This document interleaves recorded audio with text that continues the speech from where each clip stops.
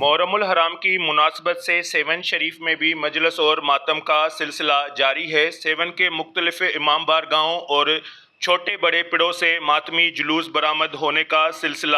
جاری ہو چکا ہے، جبکہ درگاہ حضرت سکی لال شہباز قلندر رحمۃ اللہ علیہ کے سجادہ نشین ڈاکٹر سید مہدی رضا شاہ اور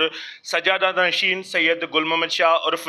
راجہ سائیں کی جانب سے روزانہ کی بنیاد پہ ماتمی جلوس برآمد ہوتے ہیں، جو کہ اپنے روایتی راستوں سے ہوتے ہوئے درگاہ لال شہباز قلندر پر پہنچتے ہیں، جہاں پر عزاداران امام حسین کی جانب سے سینہ زنی کا ماتم کر کے پرسہ دیا جاتا ہے اور ماتمی جلوسوں میں روایتی رسمات اونٹوں پر نغارے رکھ کر اور اس کے علاوہ یہاں پر مختلف رسمات کے طریقات کے حساب سے یہ ماتمی جلوس اپنے منزل مقام کی طرف رواں دواں کیے جاتے ہیں۔ اور یہاں پر اس وقت مقامی انتظامیہ کی جانب سے، جس میں سید عبداللہ شاہ انسٹیٹیوٹ میونسپل کمیٹی سیون اور سیون پولیس کے جوانوں کی جانب سے اپنے ڈیوٹی کے فرائض سر انجام دیے جا رہے ہیں، جبکہ مقامی مومنین اور مذہبی تنظیموں کی جانب سے عزاداران امام حسین کے لیے مقامی روٹ راستوں پر سبیلیں اور لنگر نیاز کا بھی اہتمام کیا گیا ہے، جبکہ یہ ماتمی جلوسوں کا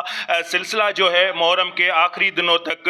جاری رہے گا۔ کیمرہ مین ٹیم کیمرہ ماجد علی قریشی، سیون شریف۔ Z110 نیوز، خبر کی اصل خبر۔